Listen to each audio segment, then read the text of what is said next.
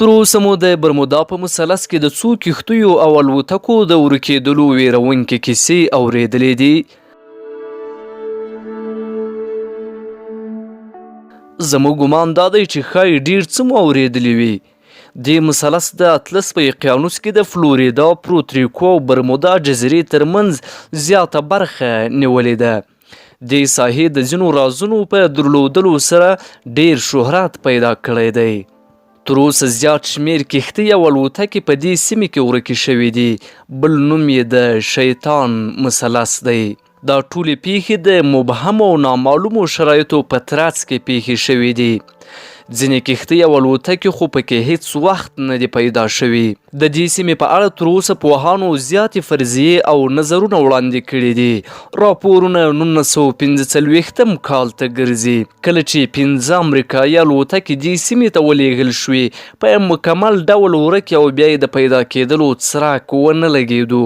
له هغه راوروسته 15 الوتکې او په سلګونو کښتۍ د برمودا په مثلث کې ورکې شولې. نوې پیښه په 2015 کال کې پیښه شوه کله چې د ایرفیرانتو باري کښتۍ چې له فلوریدا څخه پورتریکو ته تلله په دې سیمه کې ورکه شوله.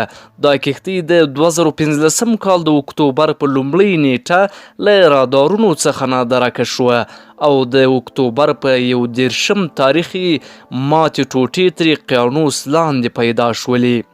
بله پیښه د 2005 کال د جون په 5 نیټه پیښه شوه کله چې لومړنۍ پایپرپی الوتکه د برمودا په مثلث کې ورکه شوه. دې الوتکې 3 کسان لیږدول. دې ته ورته بله پیښه د 2007 کال د اپریل په 10 نیټه پیښه شوه. په دې پیښه کې د پایپرپی بل الوتکه د برمودا جزیرې ته نږدې نادرکه شوله. په دې الوتکه کې مسافر نه و. له دې الوتکو څخه یوه یې هم پیدا نه شوه. په همدې سیمه کې وړې پیښې هم پیښې شوې دي. د دې سیمې اړوند ډېر داستانونه او کیسې شته خو په دې وروستیو کې ځینو پوهانو نظریات وړاندې کړي دي. د ساینس شبکه وایي د کلورودا د پوهنتون یوې ډلې ښوونکو د محورې هغه انځورونه څېړلي چې په یاده سیمه پورې اړوندېږي. د غیر عادي او شپږزلي وریځو انځورونه د دوی توجه ورجلب کړې ده. د هوا پیژندونکي په دې اند دي چې ښایي دا وریځې د بمونو په څیر خوځښت ولري. دوی په دې باور دي چې دا وریځې د هوایي وژونکو چاودنو لوی لامل ګڼل کیږي چې چټکوالی په 1 ساعت کې 120 میلو ته رسیږي. دا طوفانونه کولی شي په ډاټ سره هوا منفجره کړي او په اوبو کې د 45 فوټه په اندازه څپې رامنځته کړي.